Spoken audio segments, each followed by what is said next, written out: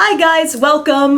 First off, I'm just gonna let you know the eye look is a little dramatic, a little something different today. It's part of a challenge that I'm taking part in, and that challenge will be in a video that's posted on Saturday. So yeah, looking forward to sharing that with you. Meanwhile, I have an Ulta haul. I feel like I just did a haul because I shared a bunch of new stuff from e.l.f. that I got. And yeah, I went to Ulta recently, and guess what? There was a bunch of new stuff there too. So this is pretty much entirely drugstore. There is one thing, I'll just get it out of the way. I bought another Mally volumizing mascara. It's the kind in the white tube. I just, laid eyes on it and I was like, I haven't used that mascara in a while, and I absolutely loved that mascara for a period of time. And then you know how it goes, you just start trying new things and you lose sight of those certain products that were tried and true favorites for a while. So I thought I'm gonna try that again, but I'm not letting myself crack it open for a while because I got a few other mascaras that I need to use up. But now it's all drugstore. And first off, many new things that I saw from Almay. There's a new Age Essentials line, so I'll get to that. But for weeks, I've been trying to track down this Almay Smart Shade Luminous CZ Primer. And it's got SPF 15 in it, and it looks just kind of like a light, glowy primer with a pump. I had read some article, I think it was, about a makeup artist who was raving about it, and I just, got it in my head that I wanted to try this. And then wherever I went, it was either not in stock or the one that was sitting there had already been like pumped out and tested clearly in the store. I hate it when people do that. So finally tracked it down at Ulta. And first off, I do love the pump. The pump is great. This primer is very glowy. I used quite a bit of it. I think I used too much on my skin today, and that's maybe why I noticed all the glow. But it's a nice consistency. It feels really smooth. It adds a little bit of added moisture to the skin, so I kind of feel like some dry skin folks who feel like they have kind of a dull complexion might enjoy this. But it does really have a decent amount of glow happening, and I'm excited to be trying this alongside a variety of new foundations, different foundations that I have. But as far as the Age Essentials line, this is the new Almay stuff. This shade in light medium is what I got. It says Age Essentials Makeup, Multi-Benefit, Anti-Aging, SPF 15. So pump style dispenser again, which we love. This foundation is what I'm wearing today. It seemed kind of like just a straight up medium coverage to me. I wasn't too wowed by that, but what I'm having trouble gauging is just how glowy this truly is because I was putting it on top of this. So I'm going to have to use this, minus a glowy primer to really know like what is the true finish of this foundation. Something else I noticed about this foundation, and a reason why I think it might be better for drier skinned folks, is that it never really set. Like, it continued to have kind of a dewy, tacky feel to it, and I just had to totally set my face with powder if I wanted that sort of taken away. Just some initial thoughts on this stuff. I will absolutely keep trying it. I will probably review a lot of this new Almay stuff like all together, just so it sort of makes sense. Because I also picked up this Age Essentials concealer. I have this in the shade light medium. It is packaged so much like the Revlon Photo Ready concealer, and this though I feel is maybe even smoother. That one is still a very blendable, easy to work with concealer, definitely different from the dry stick concealers from years and years ago where they were just like pulling a stick of clay across your skin or something. This is super smooth, and I was actually incredibly impressed by the coverage. This is all I'm wearing on my under eye area today. I set it with a little powder, but I just thought I'm going to see how this does without pulling in any kind of peachy corrector and just see what this concealer can tackle. And I think I'm really going to enjoy this because, like I said, it's non-drying. If you're going to use it up around the under eye area, I don't think you have to worry about it looking, too cakey and dry, but it just had really impressive coverage for me. So that's been kind of my wow thing from the new Almay stuff so far. Now I also tried a lip balm. The packaging is ginormous. I mean, it's not like it's a real jumbo lip balm, but it's really packaged up. And this is what it looks like. It's got that little pink core, and it's the Age Essentials lip treatment. It does have an SPF 30 in it, which is nice. If you've ever dealt with sunburned lips, that's a good thing. The scent on this it makes me think of cotton candy, which I love. So it's got a very like lightly sweet, enjoyable scent, feels really smooth and creamy going on. And something else I noticed about it, like after it had set on my lips for like 5 minutes, I looked at my mouth and I felt like I just wasn't seeing the lines as much in my lips. And it's not that this was really working as a lip plumper, but whatever moisture this was offering, with just this alone on my lips, it really gave my lips a nice smoothed out appearance. So I do think I'm going to enjoy that lip balm as well. Ran into some things from Essence. I do not know how new they are truly, but they're new to me. I had never seen them yet. And they have these little contour powder duo things, and I had to get this because it reminded me so much of the Milani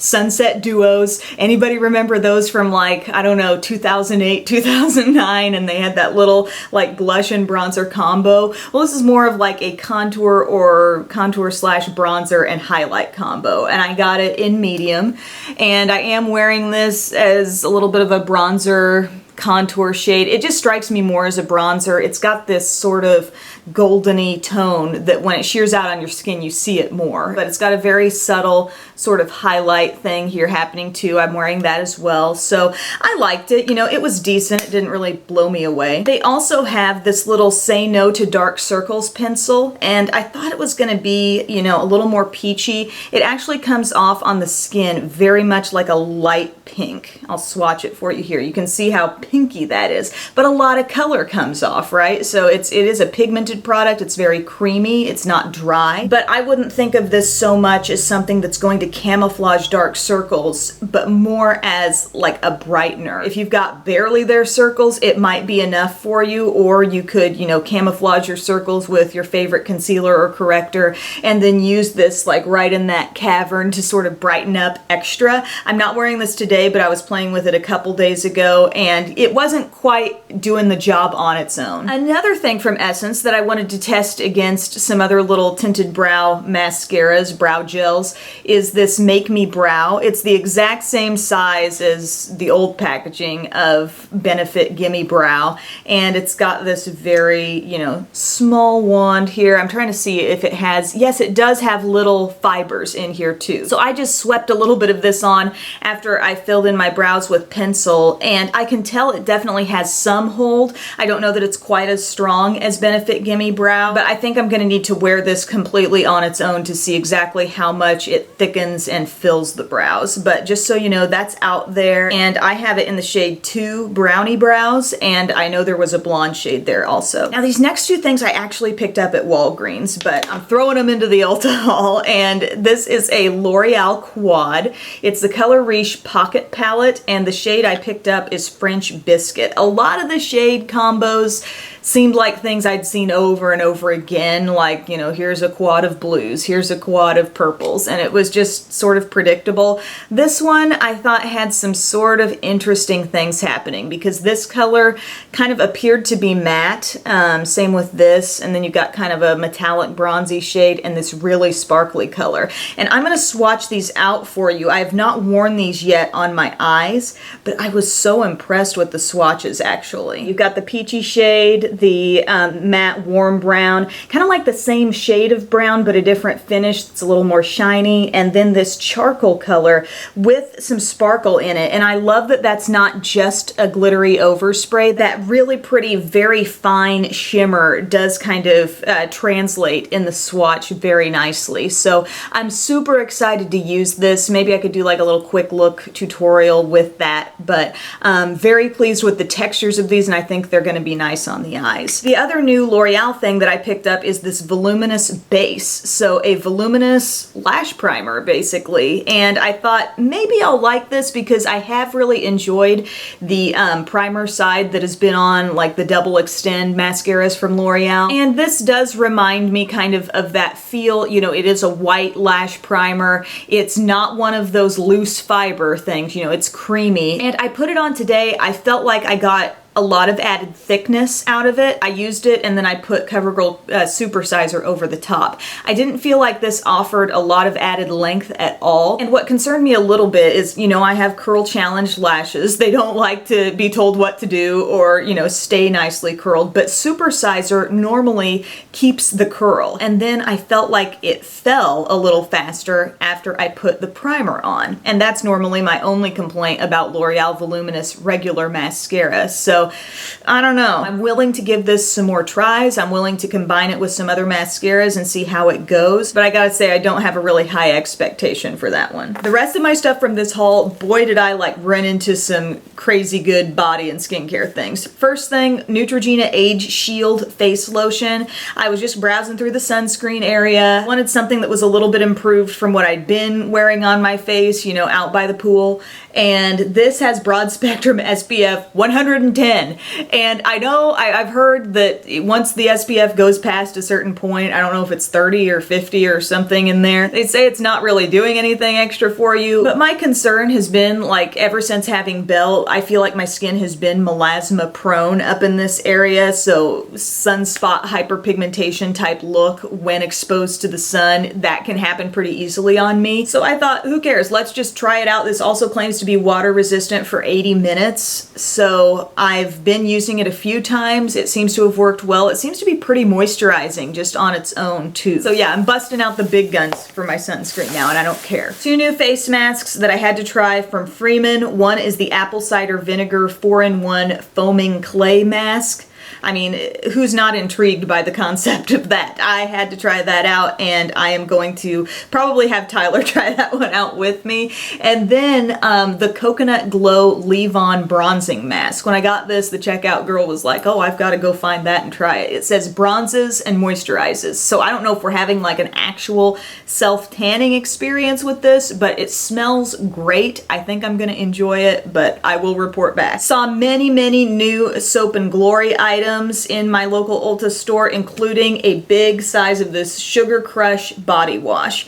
You know I love the Sugar Crush body buttercream. Been using that a lot. The scent is a margarita float because it's kind of that bite and tartness of lime mixed with a creamy kind of vanilla ice cream type scent. And needless to say, I was not disappointed by the body wash either. It's great. Bub tried it. He's like, whoa, that is really good, because he smelled the lotion on me before. He's never actually put it on, but I guess he's willing to try it in body wash form and he loves it. Also, it's just been a while since I've browsed in an Ulta store, so forgive me if some of this stuff has been around forever, but the line of products, Ulta brand bath products that look like this one says Soothed Luxe. I don't know, like, what is the actual label?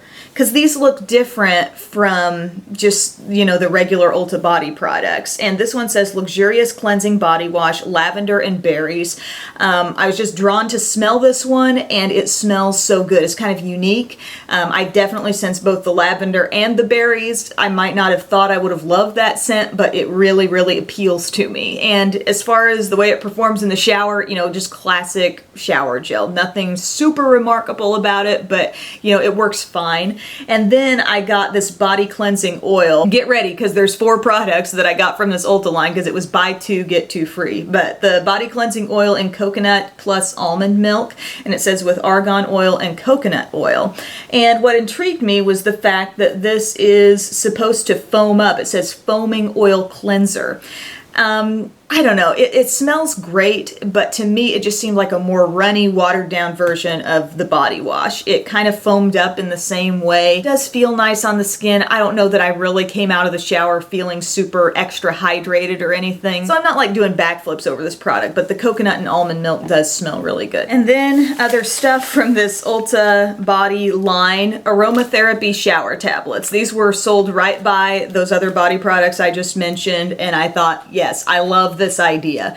I got the Eucalyptus and Sage, and I got the Verbena and Lemongrass. Cool thing about these, you get 4 tablets in each one of these, and they are all individually wrapped. So if you wanted to take these with you somewhere, you know, you're not gonna risk like getting them all messy all over your bag. But I used the Eucalyptus and Sage last night. Loved it. You're supposed to put it in your shower. It says on your shower floor or shelf where it gets wet but is not in the main water stream. And as it fizzes, the aroma is released into the shower and surrounding bathroom. And yes, it's so great. If you were dealing with a cold or congestion, I think the eucalyptus and sage would just be perfection for you. I have not tried the verbena and lemongrass yet, but I love this kind of thing, like making your own bathroom into a spa type experience. So those are really cool. And the scent is really potent. Like once you unwrap the little tablet, you're like, oh my gosh, it's so strong. And then, you know, it just kind of shears out, or what's the word I'm looking for? As it fizzes up in the shower, it just kind of lightens up and it's that perfect aroma. I love it. And wow, that's it for my haul from Ulta. I did